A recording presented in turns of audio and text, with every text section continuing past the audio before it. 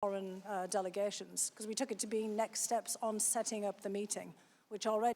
The call happened on the July 25th. That's 4 months ago. The transcript's been out for 2 months. Maybe the ambassador thought this is nothing new here. But shazam, last week you come forward with supposedly this new information. There is nothing different in there than what we had on the transcript. Maybe that's the reason their star witness, their first witness, didn't bring it up.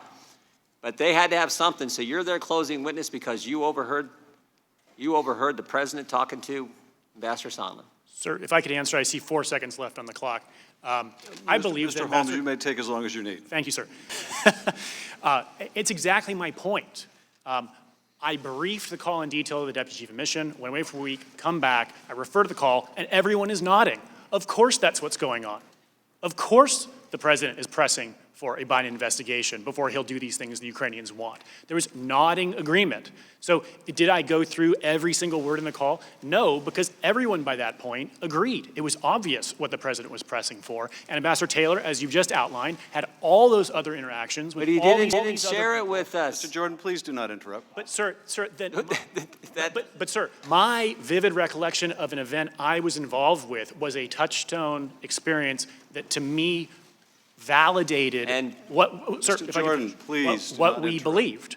And Ambassador Taylor was not in that call. Well, all of a sudden last week you got to come tell us, right? Mr. Jordan, your boss we will allow the witness to answer the question. I'll finish with this. Thank you. He was involved in a number of other interactions, as you've outlined, that brought him to the same conclusion. It is quite possible that He doesn't share the one that Mr. the guy Jordan, he worked Mr. with. Jordan, He doesn't share that Mr. one. Jordan, you may not like the witness's answer, but we will hear it. There wasn't an answer. It's a Mr. filibuster. Jordan, we will hear the witness's answer.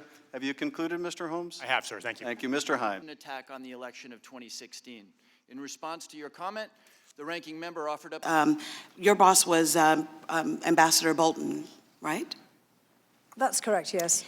Did your boss, Ambassador Bolton, tell you that Giuliani was, quote, a hand grenade? He did, yes. What do you think he meant by his characterization of Giuliani as a hand grenade? What he meant by this was pretty clear to me in the context of all of the statements that Mr. Giuliani was making publicly, that the investigations that he was promoting, that the storyline he was promoting, the narrative he was promoting was going to backfire. I think it has backfired.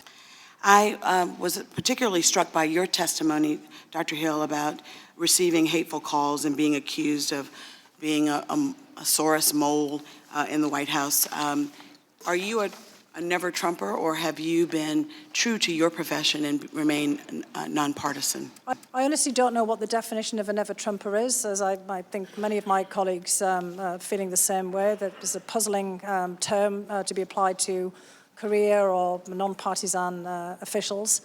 And I chose to come into the administration. I could easily have said no when I was approached yes, by but the you people who didn't invited sign me. up to have hateful calls and the like. I guess, unfortunately, where we are today in America, that's coming with the territory. They're continuing, honestly. I mean, we're constantly having to block Twitter posts of my name and address and on the internet. We've been doing this over the last couple of days. And if there'd been a decision to remove her, to replace her with... You know, I've seen hatred for political reasons, specifically on June 14th, 2017, at a ball field in Virginia. And I've seen hatred in war. And I know that hatred blinds people. I've been in war, and I've studied war. And coups create division. And it's time for this phase of the publicly announced and proclaimed Democrat coup to end.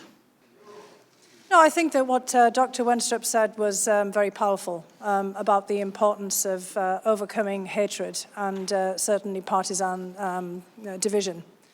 And it's unfortunate that Congressmen Turner and Ratcliffe have both left as well, because I think all of us who came here under a legal obligation also felt we had a moral obligation to do so. We came as fact witnesses.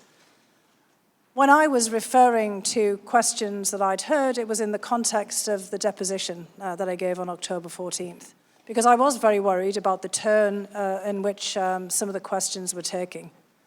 And I understand that the point is being made about individuals, as you've just said, Dr. Wenstrup, and that these articles lay out taking different positions in our elections.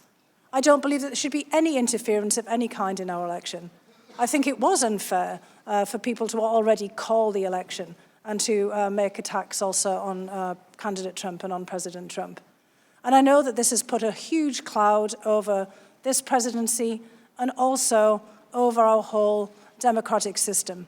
That's actually why, as a non-partisan person and as an expert on Russia and an expert on Vladimir Putin and on the Russian security services, I wanted to come in to serve the country to try to see if I could help. People can make a choice about the future and about... I heard President Trump say that he wanted to improve the relations with Russia. I believe we have to. We can't be in this unending confrontation with Russia. We have to find a way to stabilize that relationship and to professionalize that relationship, as well as to stop them from doing what they did in 2016 again in 2020. This is really the crux of the issue that I and others are trying to put across.